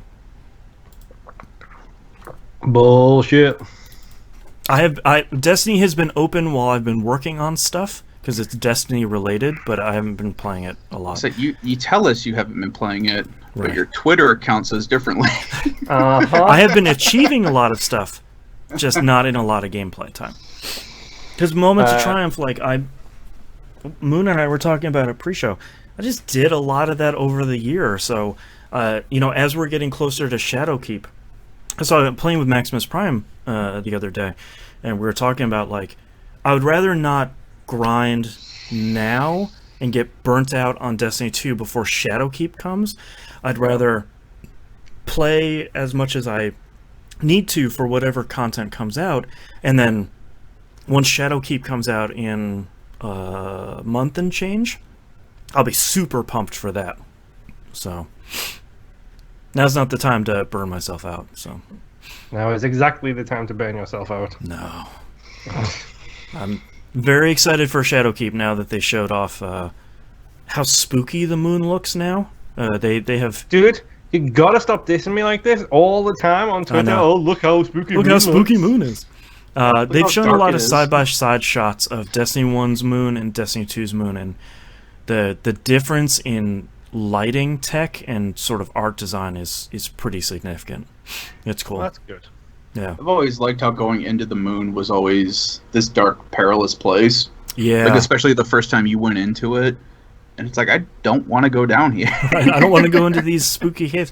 Well, the good part about this is they've significantly expanded that stuff, because basically after Destiny 1, we haven't gone back to, like, Venus or the other part of Russia and the moon. So, like, the Hive have just continued to carve out the innards of the moon. So, in the intervening time, they've just continued to do their stuff.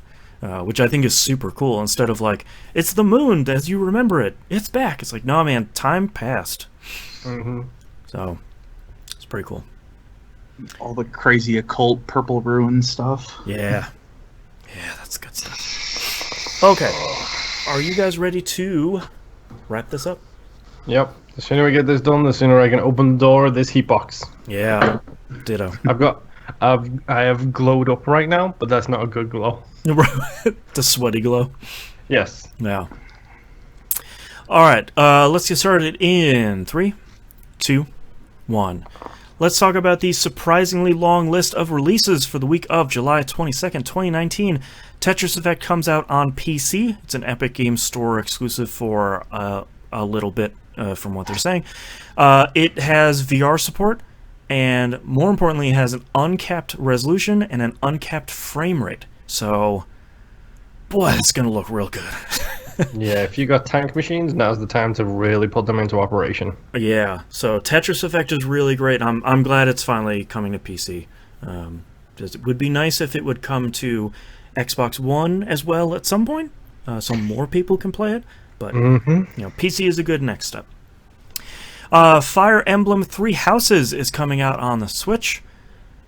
I really want to play this, and I don't know where I would find the time, but Yeah, it's another game where I take forever playing them. Yeah, me too. Yeah, I think I was interested in this, and then when somebody explained what happens during the time skip between Chapter 1 and Chapter 2, I was like, okay, I gotta play this. Yep, I've heard what happens in that time skip based on what people were talking about during E3. It's like, if I was a bigger fan of JRPGs, this would be right at the top of my list of stuff to play. Yeah, I would recommend for anyone that hasn't played a Fire Emblem game, you should try one of them. They are really cool, and they're not as intimidating as they look. You can make them really difficult, but what's the fun in that? Kill la Kill If is coming out on PC, Switch, and PS4. That is Arc System Works' latest anime fighter. This time it's not Dragon Ball, it is Kill la Kill. So is this where we suddenly get remastered versions of Kill la Kill released? Maybe. I don't know. If Ark did it for Dragon Ball, I'm sure they can do it for other ones. Yeah. Give me a Cowboy Bebop beat 'em up. There you go. Yeah. Wolfenstein Youngblood coming out for PC, Switch, PS4, and Xbox One. Crap, that's this week. I did not realize that was coming out so soon. Oh no. Since I really didn't like Wolfenstein 2, I'll be waiting for some reviews and someone else on the show to play this. I volunteer as tribute. Okay. Yeah, I will wait for your opinions. Yeah. Also alongside Wolfenstein Cyberpilot coming out for PS4.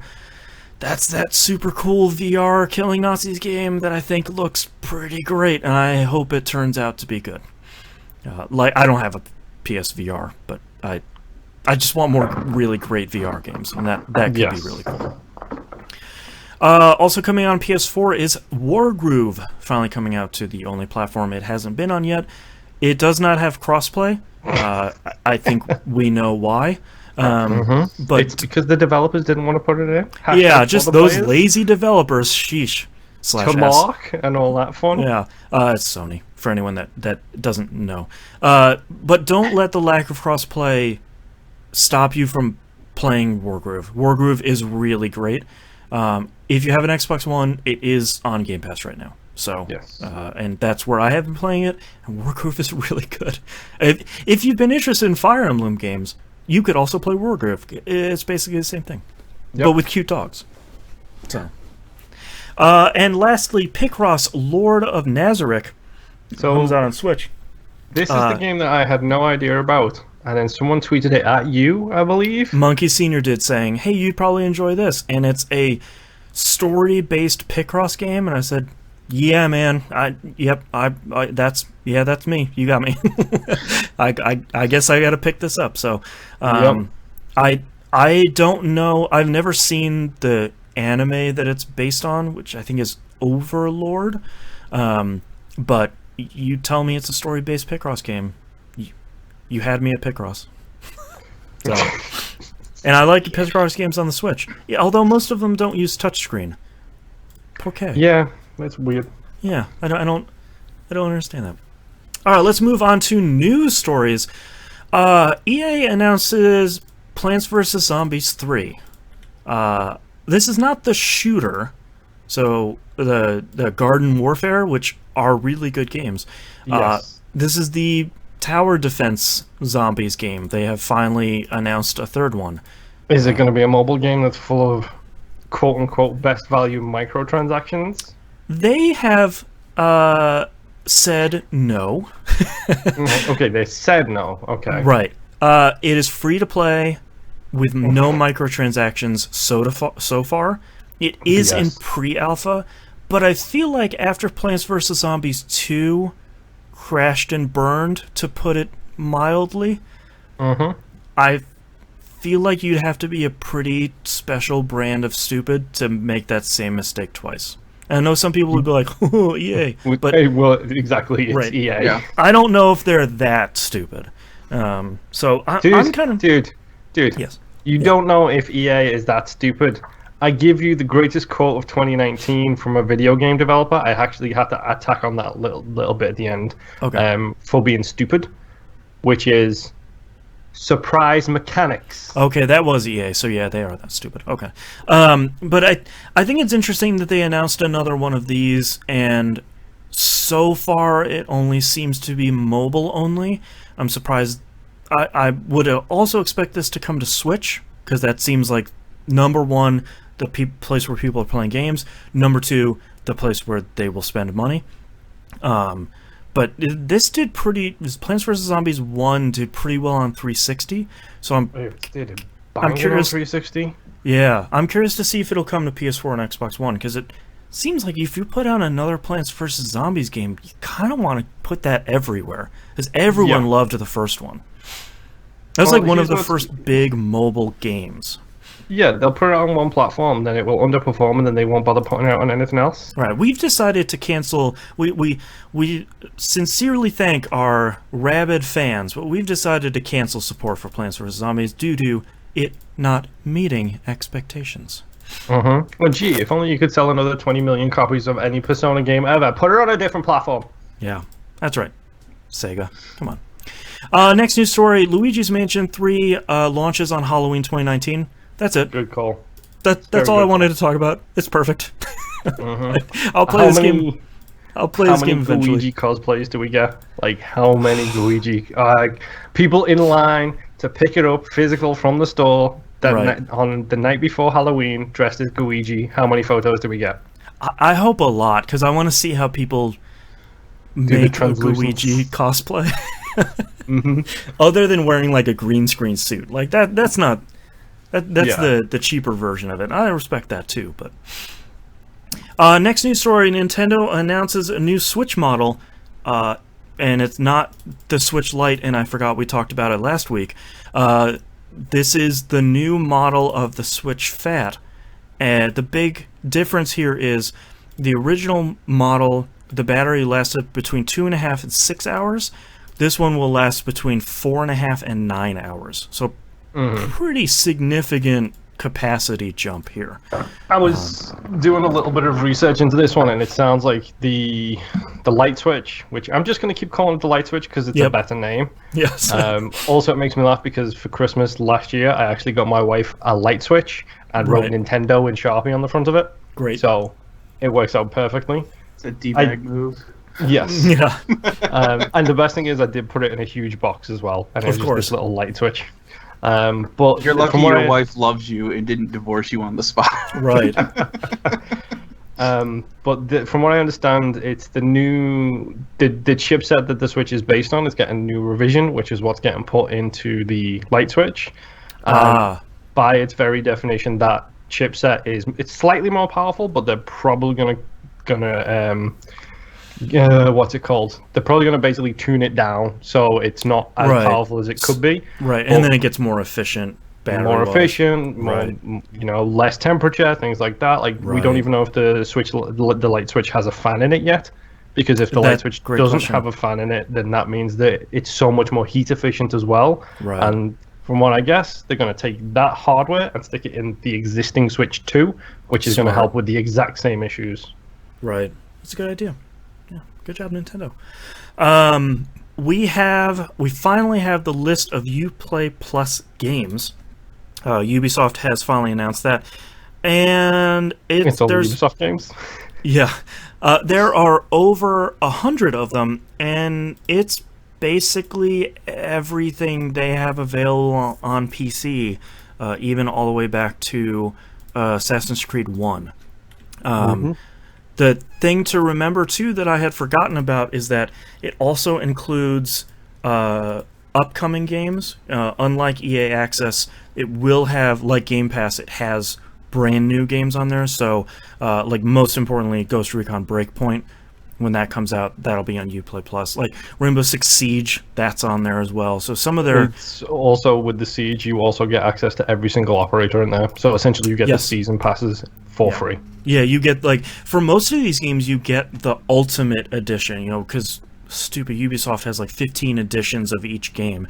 You basically get the highest level of each game, including Watch Dogs Legion, Rainbow Six Siege, all that stuff. So it's still expensive. It's still $15 a month for one publisher, but I feel like if you love Ubisoft games a lot, and you're gonna buy them anyway, it might not be a bad deal. You know, it's better than just like, here's our 5 games, $15 a month, and it's like that's not a great deal. You shouldn't do that. And lastly, Borderlands 3, the developers have said that they are not going to be able to get cross-play ready by launch, but they say that they are working on it for a post-release patch. They had originally wanted to get that out during launch, but they're saying it's taking them longer to get it working, and they don't want to delay the game's launch just for that. So, I thought that was great. It would be nice if that will eventually be in there. I don't know when I will play Borderlands 3 because Destiny 2 Shadowkeep comes out 4 days later. So, who knows? So, is anybody else kind of not interested or lost a little bit of the heat for Borderlands 3 based on the fact that they won't stop talking about it, but also all of the bloody drama. Like, I was kind of okay. I was like, oh, I'll play a Borderlands 3. Now I couldn't care less about Borderlands 3 right now. And I don't know if it's because every time I open Twitter, I've got 17 notifications about Borderlands 3. Right. Or if it's the fact that it's run by a maniac who does magic. I can't tell which is the problem. Mine's the drama behind it, because I don't have all the ads. So I couldn't care of it that way. But yeah, mine's mostly just what's been happening before the games come out. Has kind of set me back on wanting to get this day one.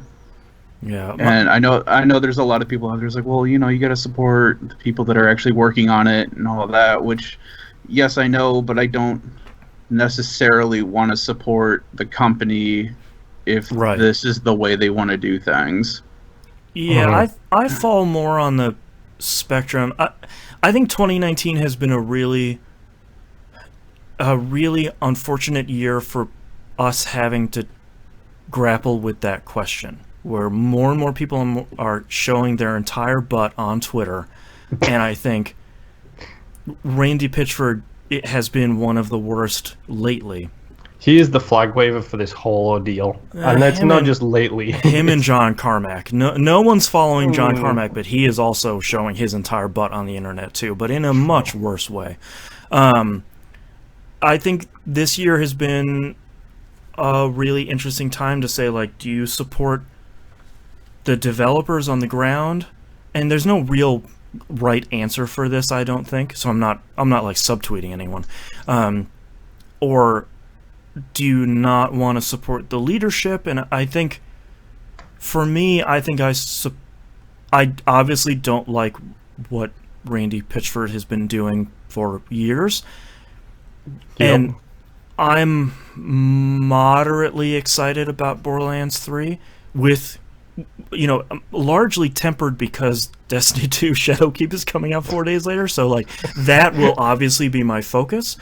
If it wasn't coming out so soon, I'd probably be a lot more excited for Borderlands 3. But I have a lot of fun with Borderlands playing together with my wife, and we wouldn't really be able to play a lot of this in front of my kid, so all that stuff really tempers that stuff on me. I will still play it. I really doubt I'll be there day one or maybe in the first 2 or 3 months, just because of circumstances. Same. Like, I mean, Wolfenstein comes out. I mean, we talked about a couple of weeks ago how many games have already been released in 2019 that none of us have played, mostly because of grown-up reasons. Like, we discussed something pre-show that means I'm going to be rough for a while, so I probably won't be picking up Wolfenstein now. I'll probably pick it up in a little while. Game Pass becomes a lot more important. Yes, exactly. Yeah. It's like Game Pass becomes very important to me because that's how I'm going to play a lot of games right now because of the situation that I find myself in.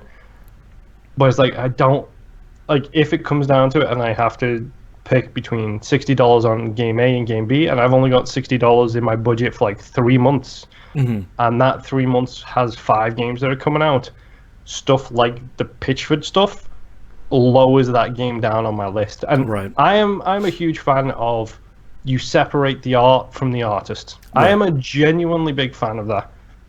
Kevin Smith has done some incredible things in his career, and he's said some incredibly shocking things in his career too. Yeah. Kevin Spacey is a hell of an actor. He's also an actual human monster. Right. Like, these are things that are difficult to pass sometimes. Right. But if my budget is limited, which it is, Borderlands slips because of Randy. Like, at the end of the day, it slips because of what he's done. Wolf goes higher because those devs seem really on the level, and every time I've heard them talk, they seem like genuinely chill dudes who just all get along with each other. And they hate Nazis, which is a plus. Always a pro. Right. Well, and for me, too, like, when I look at... there's like four games I'm interested in off the top of my head for the rest of the year. Obviously, I'm getting Shadowkeep. We've talked about that enough. Borderlands 3, which I know will be a long enough experience, and I like grinding a lot of these games, so it'll be a meaty game. Then I have Legend of Zelda Link's Awakening, That's a 100% must buy. That's like at the top of my list. And then I have Death Stranding, which is not a game I thought was going to come out in 2019, but It's not going to. I don't know, man. I still hold out hope. But for me, I like the experience of experiencing a Kojima game day one with everyone else tweeting on the internet saying like, what did I just play? What happened? Oh, the day that thing comes out, everybody who follows video game people, your timeline is going to be illegible unless you've played that game. Right. It's going to be like secret the Lava codes. Lule, Exactly. Yeah. It's going to be that, except crazier, because nobody's got him in line this time. This is going to be pure Kojima. Yeah. That's scary. For good or for worse, yeah. And I think that's really interesting, and I think whether a Kojima game, whether you like Kojima games or not, or whether they're good or not, sort of doesn't matter for the spectacle. And I would rather spend my $60 on an unknown Kojima game as opposed to Borderlands 3 that I know will be good, unless they really screw it up. You sort of know what you're getting, you know it's going to be good, and you know it's going to be better when you play it with friends. And I that sort of slips down on my list for that reason. Well, and my reasoning too is because with Borderlands 2, they did a lot of patching at the tail end of that game. Yeah. Which, to me, sucked a lot of the fun out of the game. Yeah, like we talked about with during. Like we talked about earlier. They even patched out a way for you to be able to grind experience a lot easier because they felt it wasn't the way it should be. But if you've played that game, you know it takes forever to grind experience in that game. Yep. Even using that, it took a while. I was thinking about that the other day because they kept releasing more characters. They released, I think it was 3 characters in their DLC stuff, and every character play the would whole campaign. Yeah, every character would start at level 1, and I was comparing that to Destiny 2 New Light that's coming out, where they're like, Bungie've come out and said like, that sucks. And we want you to play with your friends, so play a 15-minute mission, and then we just boost you up to the maximum level, and you can go play with your friends. And I was thinking, like, people discovered in Borderlands 2 a way to get around the boring part they had literally played at least a minimum of 4 times before, and then they just chopped that out, saying, like, well, that's an exploit. And it's like, but you're not fixing the core problem. You were fixing the symptom of the issue. Yeah. Don't worry. They'll fix it with some surprise mechanics where you pay a small amount of money and boost your character to the level top. It's not a microtransaction. It's not microtransaction. It's a surprise mechanic where you know exactly what the outcome is. They are small real world purchases, but not microtransactions. Yes. But yeah, with that mixed in with a lot of the, I guess, like, weird language they've been using with this game, I want to see more what it is, and it's not helping with the leadership of this game either.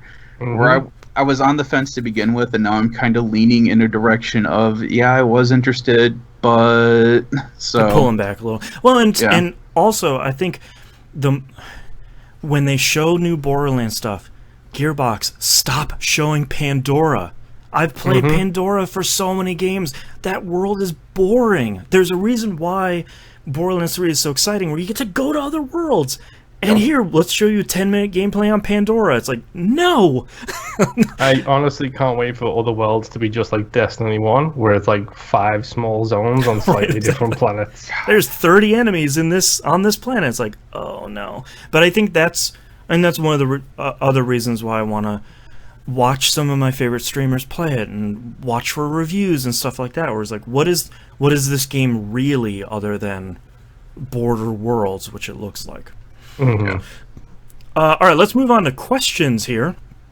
T-Bomb Rocks in Discord says, Mike Tyson was on an ESPN esports show recently and was asked what he thought about in Japanese Street Fighter. M. Bison is actually who we in the States know as Balrog. They fixed it for obvious reasons. He had no idea and was genuinely excited. Can you think of any other celebrities who had a character resemble their likeness and they either had no idea or hadn't given permission? GTA 5. Wasn't it Miley? Was it Miley Cyrus or was it? I think it was Lindsay Lohan. Lindsay Lohan tried to sue, and I mean they were making fun of the type of celebrity she is, but I don't think it was that close. I don't either, but that was the first thing that came to mind. Yeah. Metal Gear 1 and Escape from LA, was it? Yeah. Escape from New York? Yeah, they even reference that, though, because he calls himself Pliskin in the second one. Right. Like, Snake refers to himself Yeah, in as... MGS2 it says Iroquois Pliskin. Yeah. Winemaker Joe says Ellen Page, Last of Us. Yeah, that's a creepy one, because obviously she and Willem Dafoe and some other people signed up to be in that game, and she had a very explicit contract saying, like, my character can't appear nude, like, here's a bunch of stuff my character can't do. And Wait, no, that wasn't Last of Us, that was the... Oh, that was David Cage's stupid Beyond game. Two Souls. Yeah, Beyond Two Souls. Yeah. Yeah, that was shocking, but she does look an awful lot like Ellie in Last of Us I as forgot well. about that, yeah. I don't like Last of Us, that's why I forgot about it. You've got Leon, who does appear in the Leon the Professional. Can't remember his name. Oh, Onimusha actor. 3? Yes. Yeah. There you go. He actually appeared in that one too. Yeah. Oh, Marcus kind of looks like Bender, but that's just because it's the same voice actor. Yeah. I'm trying to think of big examples with celebrities like that. There haven't been a ton. I mean, Death Stranding has, all the cast are really hyper-realistic looking scans of real people's faces. Yeah, I love the Dead by Daylight thing where they take actual actresses and actors, put them in the game, but then switch them just enough to make it like an off-brand version of them so they don't have to pay likeness rights. Ooh, oh god, what was that horror game that came out really early on the PS4 where you have to hold the controller steady sometimes? You're talking about the one that's got the cheerleader from Heroes in it. Yeah, and I like picked it up very recently. Mr. Robot, that actor is in there, and like you look at him and it's like, oh, it's that guy. Oh, it's that lady. Hey, what's she doing in here? What is that? It has like the skull hourglass on the front cover. I don't remember. Yeah. Oh, it's a Dawn something. Until Dawn. There we go. Oof, we got it. All right. And it's so you also mentioned got the skull. I had no clue what you were talking about. Yep. It's also got Peter Stormare in it. One of the best actors ever. Yeah. But I feel like there's a big one we're missing, and I don't. I'm trying to think of like knockoffs, but I really can't think of any true knockoffs. And I'm trying to think of stuff that isn't like a movie game, or like obviously if a game is about a movie, then the movie actors are going to be in it, or at least lookalikes and soundalikes. Don't you dare insult any of the Transformers licensed games. The storied history. Yeah, but then they brought out Rise of Cybertron, which was one of the best games ever. Yeah, that's true. I guess technically Mario. Yeah. Wasn't he based off of a landlord or something like that who didn't really know until he came into the office and they told him about it? Yep, he was based off the Nintendo of America. The guy who owned the factory, I believe. Yeah. We forgot Kevin Spacey in Call of Duty: Advanced Warfare. Yeah, but that's still Kevin. I'm trying to think of like knockoffs, like ones that kind of look similar but like just slightly off. Actually, if you want to go that far, there was what was it, Matt Hazard or whatever, that was Bruce Willis on PS1? No, that was Apocalypse. You're thinking of Apocalypse, which yeah, that's right.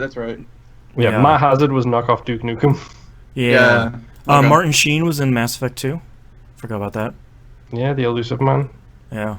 Still a cool character. I'm looking through a list here. Fred Durst was in a game called Fight Club.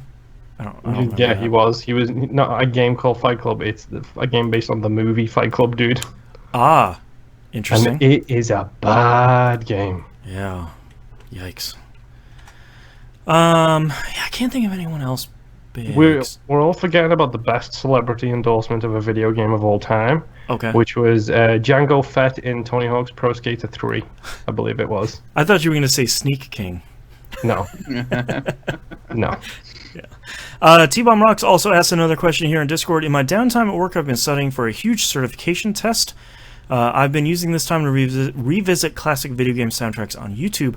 I came across the Teenage Mutant Ninja Turtles / Hero Turtles in the NES and instantly loved it, but didn't remember it being that great. If you ever went back and listened to a video game soundtrack you enjoyed much more later in life? I tend to not do this with video game soundtracks. I tend to do this more with movie soundtracks. Yeah. Like every now and again, it'll just occur to me that the Pacific Rim theme is a banger. That I whole just have soundtrack is good. Then I just have to play it as loud as I can in my headphones right then. And then yesterday I was feeling pretty crappy and I wanted to watch a movie which was dumb and popcorn. So I watched Wanted: Weapons of Fate. Of course, as one does. Which is a very good dumb movie. Yeah.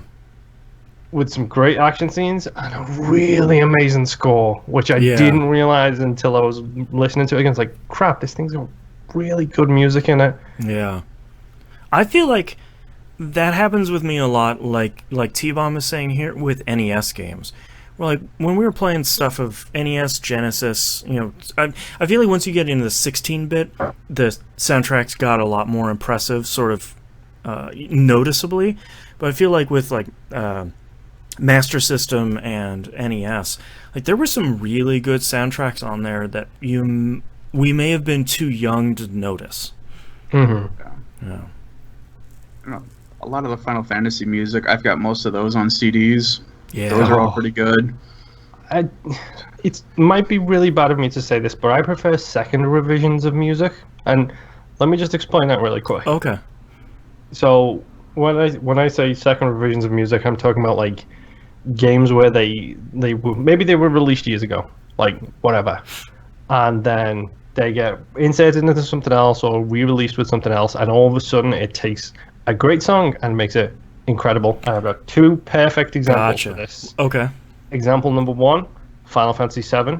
Mm-hmm. One Winged Angel is pretty God. great piece of music. Mm-hmm. But then you put it in Kingdom Hearts. Right. And it becomes one of my favorite pieces of music of all time. They get a second shot at it, and there's hey, here's how I would fix it.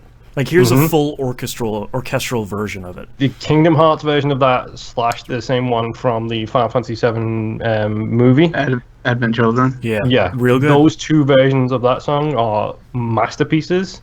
And then probably my favorite one is, because it was the first time it happened, was the Legend of Zelda levels in Smash Brothers. I think it was Brawl. Got the full orchestra treatment for the Ocarina of Soundtrack. Ocarina of Time soundtrack. Yeah. Those versions of that song are mind-blowing. Dude, One Wing Angel is one of the few pieces that I've seen go across genres where you've got a full orchestral version and it sounds fantastic. Mm-hmm. And then you've got the Black Mages doing a complete rock and roll version of it, and it's fantastic.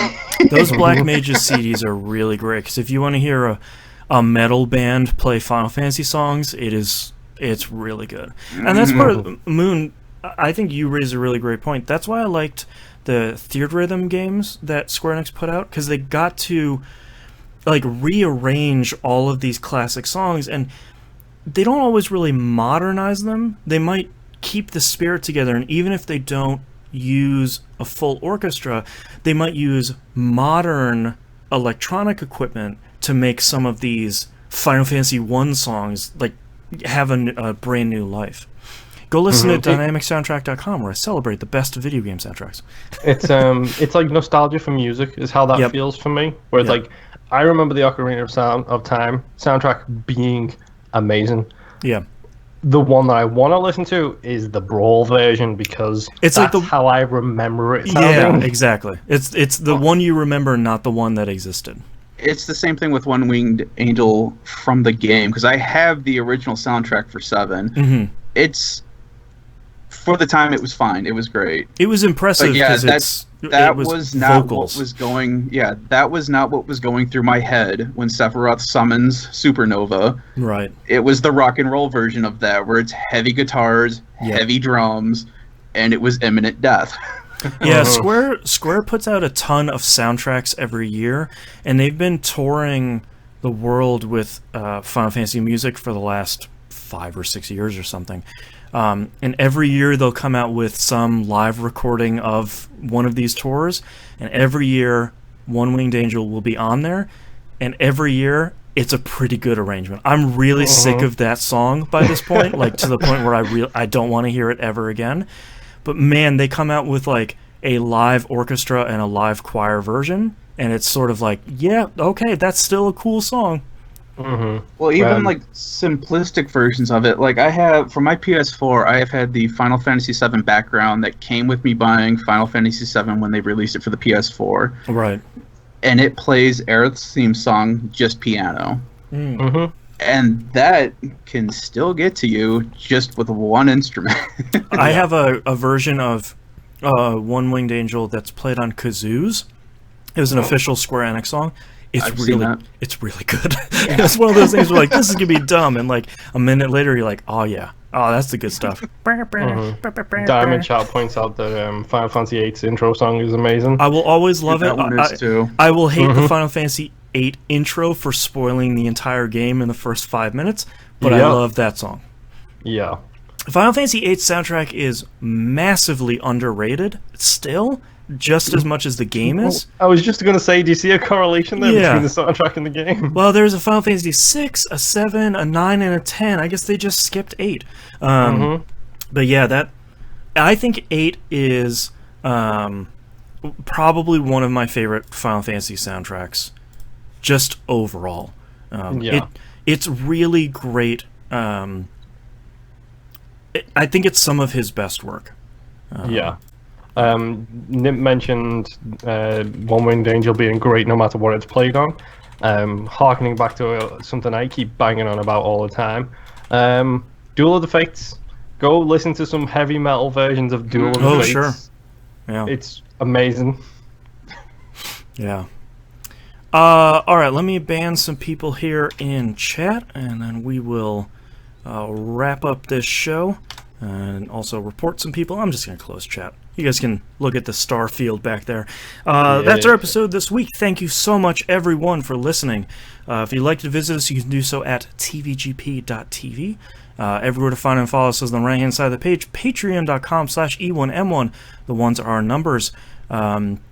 We get all the cool behind-the-scenes stuff, early access to stuff like We Rogue Like It, and Old Dog New Flicks, and Dynamic Soundtrack. $5 a month. That's the best tier. Super cheap. As we talked about, Game Club is Orwell keeping an eye on you. That is free on Game Pass for PC. Game Pass Ultimate, I guess, technically. So go scoop that up. Don't forget, if you don't have Game Pass Ultimate, use the loop/workaround stuff to get like 15 years of Xbox Live and Game Pass for like $2.50. Because that is the great way. Props to Moonpier for walking me through how to do that, because I still am not entirely sure how that works, but I have it until like 2025, so it's pretty great. Hell of a deal. Yeah, and I think that's it, so we'll see you all next week. Bye. Bye. Dimebag, we did not ban you. Don't worry. It just Mixer people. No, it was my mixed screens. Yeah, and all to my usual mixed screen business. Yep. Banned and reported.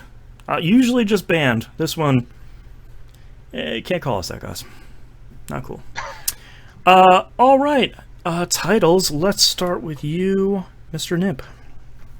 So I have The Thing, All Roasted Chicken. We know you do. We see you every week. We know you got The Thing.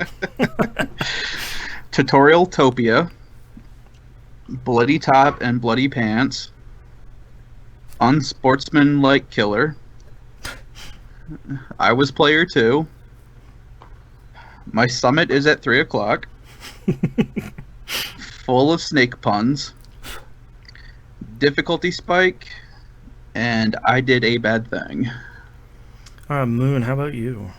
Can I just say that Bloody Top sounds like an adult thing? So vetoed. Yes. Okay. Global warming be damned. Unsportsmanlike Killer. Snake Puns. Bob Ross hair in your mouth. Save the world with friendship. Can't have too many tanks. So dumb, so fun. Punching air. Probably a veto on this one, but big, thick fingers. Probably. Darker shade of grey. I volunteer as tribute. You had me at Picross and miscreants. I have. There's an order to things. A monster truck with a drill. Saving the world with friendship. Dimebag in chat recommended Mr. Beers, which I thought was pretty great. What else do I have? Tutorialtopia, which I really like. Unsportsmanlike Killer, and So Dumb, So Fun. I like Tutorialtopia and Unsportsmanlike Killer a lot. They're the two for me as well. I'm a fan of Unsportsmanlike Killer. Okay. I can go with that one. Nice and easy. It's very unsportsmanlike is a very chewy word. Yes. It's got a good mouthfeel. Sure does. You gotta do your exercises. Yeah. La la la la la la la. All right. No. It's lalelu Right. That's how we do it. That's right. The Patriots? All right, starting in 3, 2, 1. This is That Video Game Podcast, episode 613 for July 22nd, 2019. Unsportsmanlike Killer. I was trying to do my job. I had the knife. He was there. Come at me, bro. All right, thank you so much, everyone, for watching us live. And I think that's it. We'll see you next week. Bye.